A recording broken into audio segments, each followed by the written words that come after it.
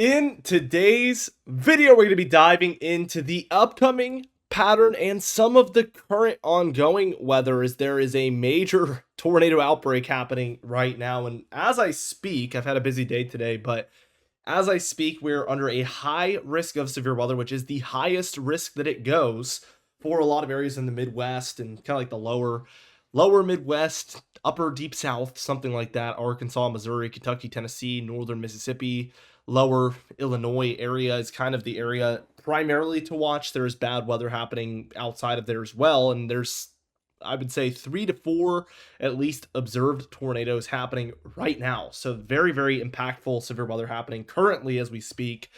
Colder weather overall, although as we look towards the long range, like I would say mostly like between the 10th and 20th, it does seem like we are going to be warming back up. So I think this cooler pattern might hopefully be a little bit more short-lived than originally anticipated.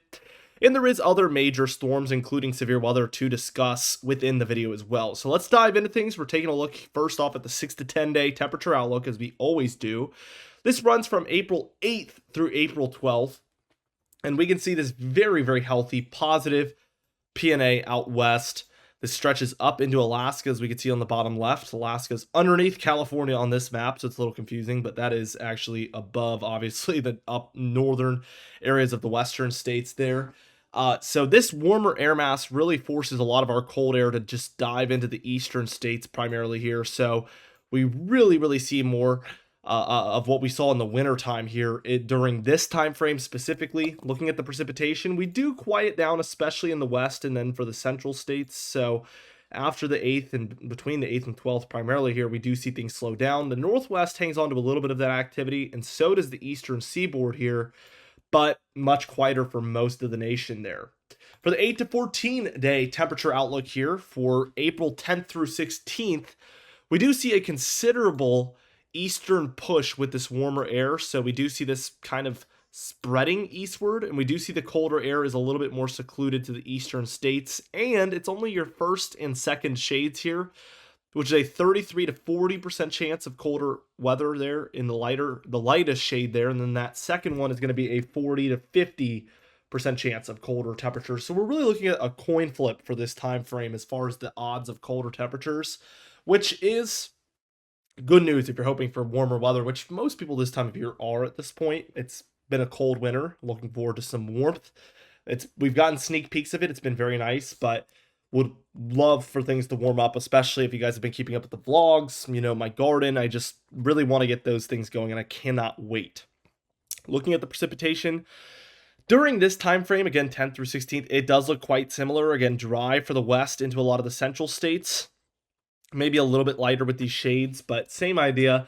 The East Coast, instead of being above normal, is near normal odds. So basically, very 50-50 here as far as wetter or drier weather.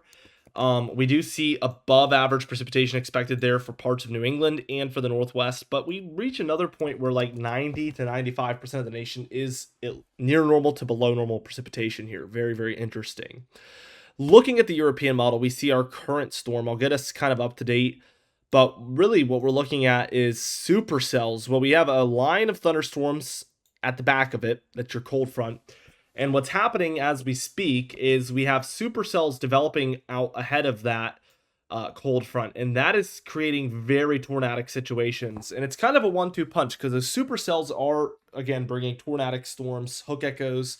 A lot of these are putting down tornadoes, so I can confirm that as of 7:44 p.m. Eastern, this is performing as you would expect a high risk, and especially a tornado-driven high risk day to perform. So please take this very seriously. It's a dangerous day for severe weather.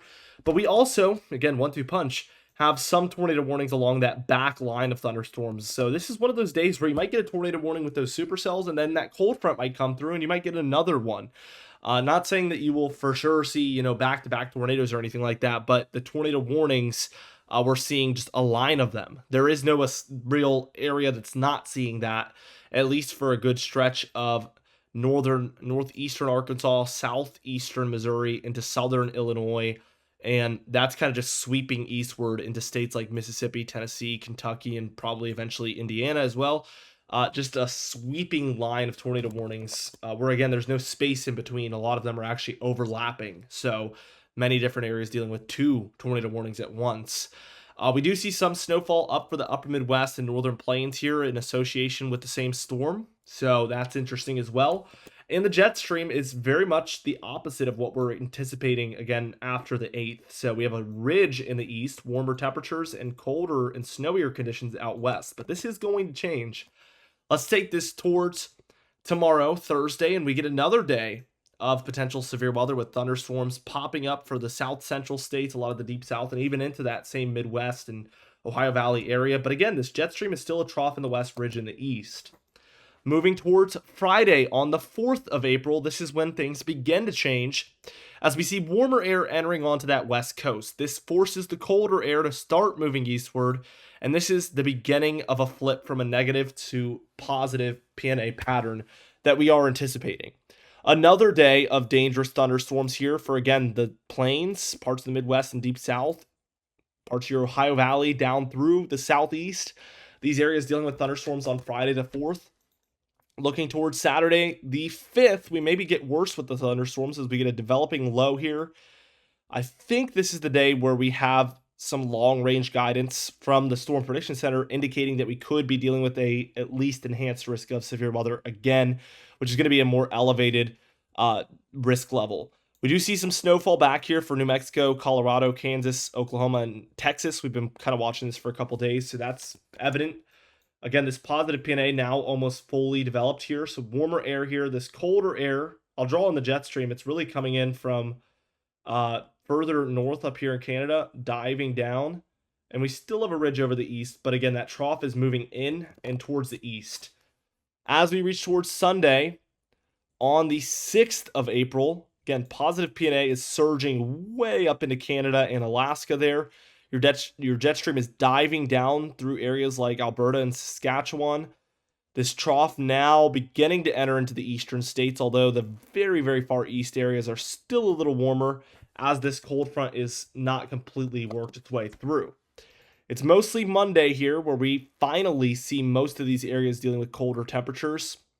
So your jet stream is now diving purely through Saskatchewan. We see a little bit of warmth maybe for the far southeast, but overall the east is cooling. We even have some Midwest and Great Lakes snowfall happening, maybe even Ohio Valley for Monday on the 7th. Much, much cooler than what we've dealt with for most of March, and especially into early April. Through 2 days, it doesn't mean a lot. We do see cooler and stormier conditions trending in a little bit there for the northwest and west of Canada. This was not there on the models for the last couple of days. And this might indicate that this positive PNA regime might be shorter lived than we originally anticipated. Again, a lot of us could probably be cheering for that right now. So let's see what happens for your very next day on Tuesday on the 8th. And I would say the only thing that happens is, again, that cold is building for the northwest. That ridge is now over kind of like the middle of the nation. But that trough is fully established. You got to remember that between the ridge building in the west and that trough moving into the east as a result of that ridge in the west, there is a little bit of lag time between those two things happening. They don't instantaneously happen together. There is like a couple of days of a lag most times. Sometimes it feels almost immediate, but typically there is like a 1 or 2 day lag between the warmth building in the west and then the cold moving purely into the east. So that's why we've kind of seen this positive PNA break up. But right at the same time, Tuesday the 8th is when that trough in the east is maybe peaking. Wednesday on the 9th, we see that trough is sort of wanting to move out. And by the time we reach Thursday on the 10th, we end up with a wobbly jet stream. It is mostly troughing in the east and mostly ridging in the west, but this is a lot less aggressive with the cold than what we had originally seen on the models. Perhaps a Midwest and Ohio Valley storm moving through. Maybe a chance for thunderstorms or even severe weather underneath, but that seems limited at this point. It is still far out, but at this point, that's what it feels like. Friday, this moves mostly down into the Ohio Valley, Mid-Atlantic, Southeast areas.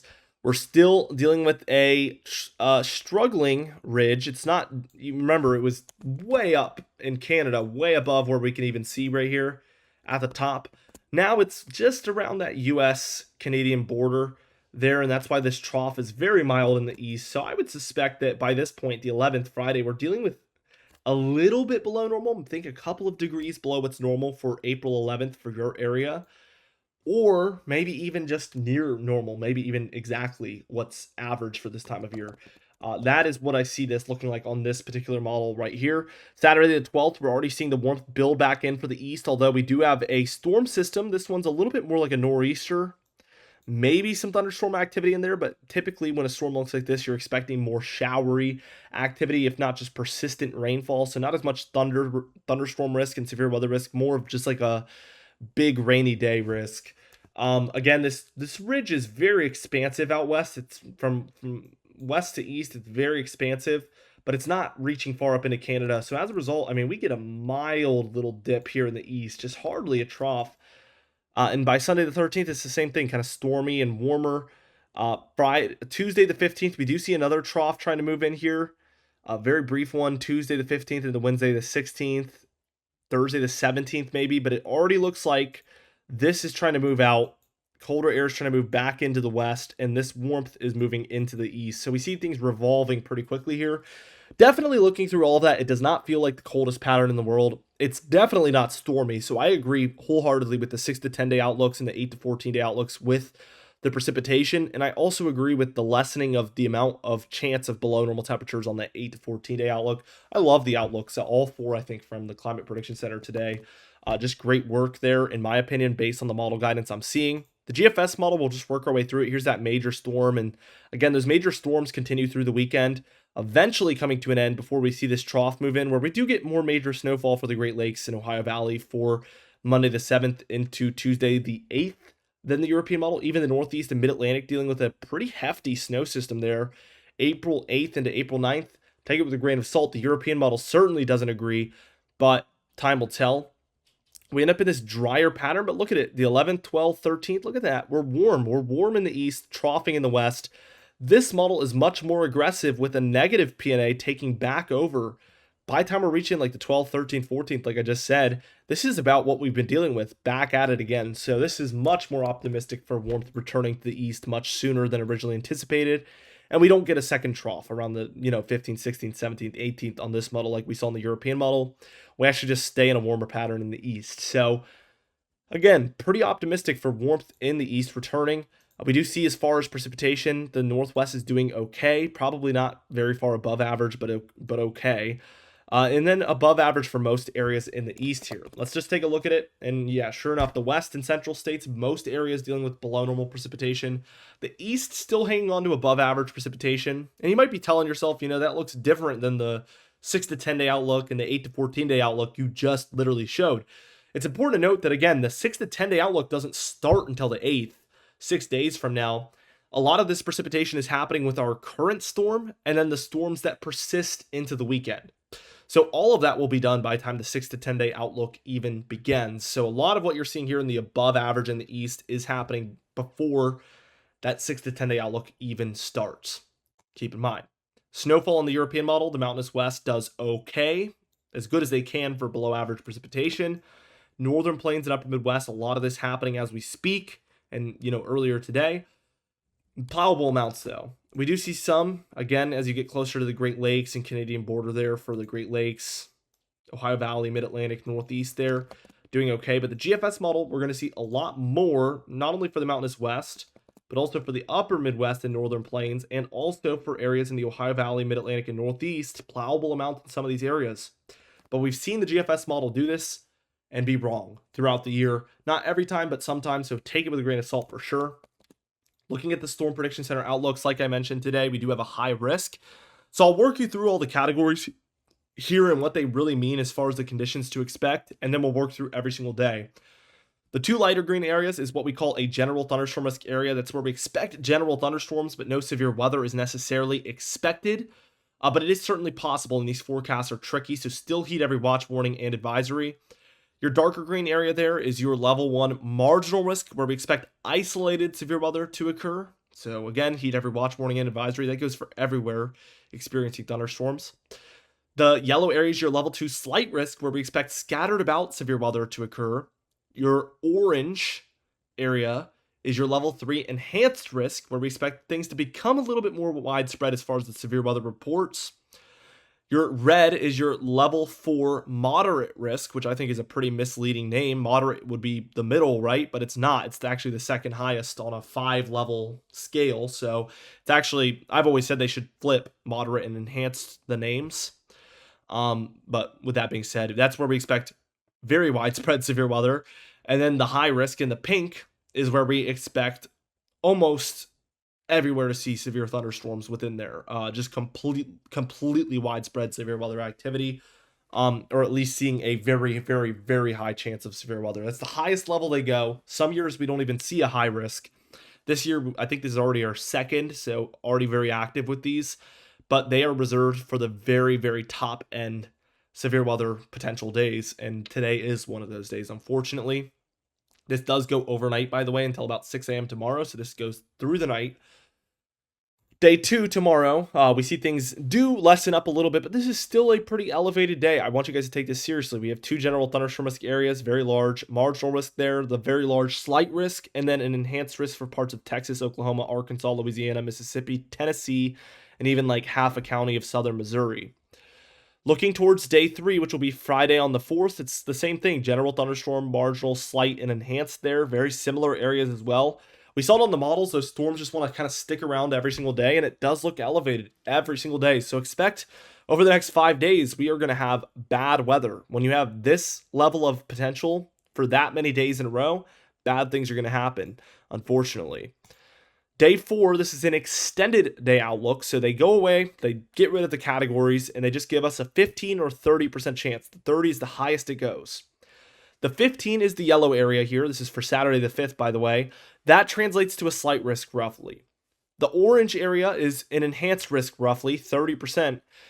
So that is what we're expecting as of now to see for Saturday the 5th. And we will know tomorrow because this will be day 3 by tomorrow, and we will see the categories, but that is what they roughly translate to. Day 5, even, we have a little bit of a risk for Alabama, Georgia, Florida, South Carolina there. Roughly a slight risk there for Sunday the 6th. So again, multiple days in a row of severe weather. Looking at day 6, 7, 8, we don't have any outlooks as of now, but it's just predictability is too low, so we might even get some after this point. Who knows? With all that being said, be sure to subscribe. We upload every single day. You can even hit the bell icon for daily notifications when we upload, so you never miss one. Be sure to like the video if you did enjoy it. Leave a comment down below, and I'll see you guys in the next video.